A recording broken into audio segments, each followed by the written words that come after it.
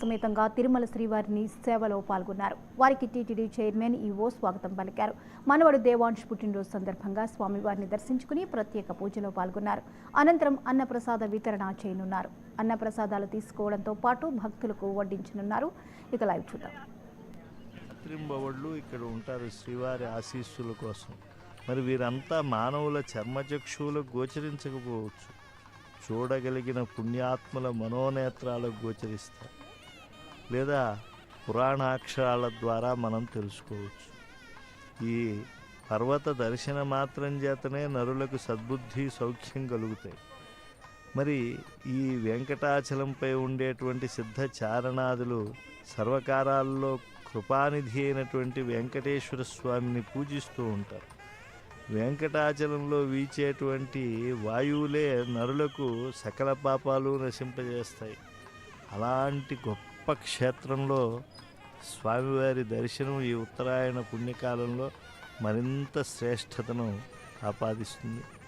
శ్రీవారి దర్శనం, శ్రీవారి యొక్క ఆశీర్వచనంతో పాటు శేషవస్త్ర బహుమానము ప్రసాద స్వీకారం అయ్యాక ముఖ్యమంత్రి దంపతులు మళ్ళా పునర్దర్శనం ప్రాప్తిరస్తు అని అర్చక స్వాముల యొక్క ఆశీస్సులతో పూర్ణకాములై బయటికి రావటానికి సంసిద్ధులవుతూ ఉన్నారు. నిత్య సత్యస్వరూపుడైనటువంటి వెంకటేశ్వర స్వామి వారి యొక్క స్మరణ మనస్సులో ఒక పరిపూర్ణతను రక్షిస్తుంది.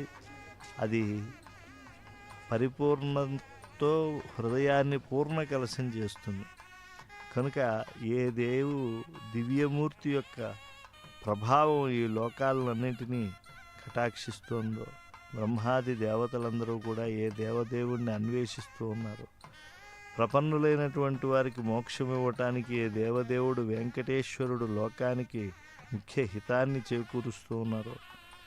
ఏ మూర్తి అన్ని మూర్తులకు మూలమూర్తి అయి వెంకటాచలంలో ఉన్నారో ఆ మూర్తి సందర్శనమైంది. ఏ దేవుడి యొక్క దేహంలో ఈ సమస్త భువనాలు కూడా పుట్టాయో, ఎవరి శరీరంలో ఇవన్నీ లయమవుతూ ఉన్నాయో, ఈ చరాచరమైన సృష్టి అంతా ఏ దేవదేవుని యొక్క దేహము, సూర్యచంద్రులు ఎవరి నేత్రాలు, ఎవరు ఈ సర్వజీవుల్లో అంతరాత్ముడై ఉన్నాడో, ఏ స్వామి చైతన్యము ఈ చేతనులకల్లా ఆధారమవుతూ ఉన్నదో, ఎవడు ప్రకాశమానము కాడో, అద్వితీయుడెవడో ఆయనే ఈ వెంకటేశ్వర స్వామి.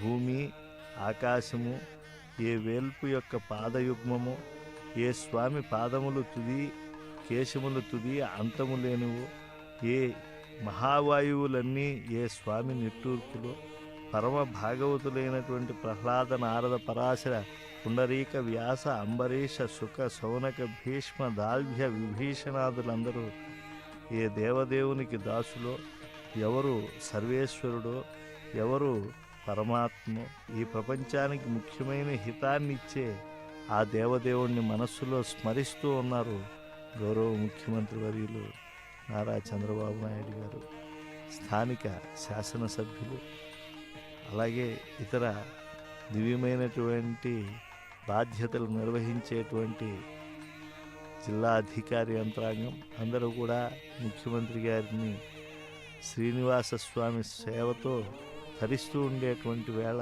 వారి వారి బాధ్యతలు నిర్వహిస్తూ ఉన్నారు. ముఖ్య హితాన్ని ఈ విశ్వంలో చేకూర్చేటువంటి వాడు కలియుగంలో ఒక శ్రీ వెంకటేశ్వర స్వామి. నిత్యో నిత్యానాం అని చెప్పి శృతి చెప్తూ ఉన్నది.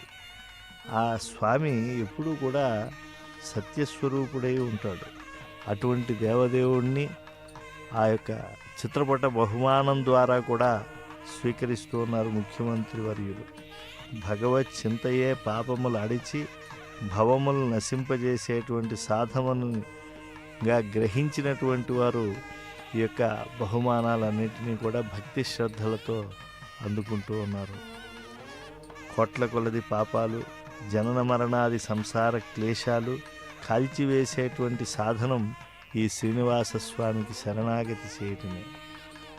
ఆ లక్ష్మీపతి ధ్యానము మన యొక్క చిత్తములో సంపూర్ణమైనటువంటి పరిణతిని తీసుకువస్తుంది.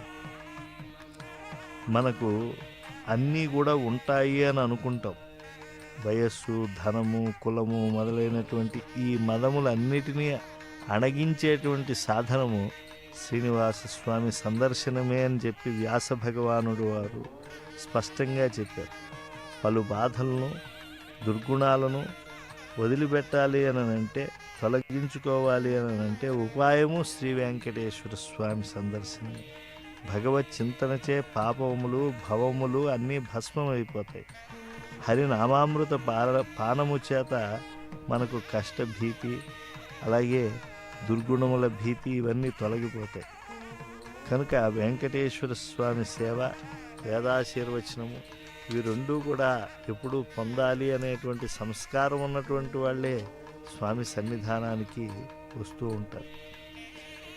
అలా హరి సర్వోత్కృష్టుడని తెలుసుకుని ఆ దేవదేవుణ్ణి ఆశ్రయించి వేదాశీర్వచనం పొంది జీవితాన్ని ధన్యం చేసుకోవాలి. లేకపోతే మానవ జన్మం ఎత్తి కేవలము అధికారములతో ఉంటే ఆ మానవ జన్మకు పరిపూర్ణత సిద్ధించినట్లు అవ్వదు. శరీరం అనేటువంటి కల్పవృక్షాన్ని అధిరోహించిన అంతిమ ఫలమైనటువంటి విజ్ఞానాన్ని పొందాలి అని అంటే అద్భుతమైనటువంటి శ్రీనివాస దర్శనం కూడా మనం స్వీకరించాలి. అప్పుడే కామము, క్రోధము, లోభము, మోహము, మదము, మాత్సర్యం లాంటి హరిషడ్వర్గాలు వదిలి హరిషడ్వర్గాలను మనం పొందటానికి ఒక పాత్రతను పొందుతాం.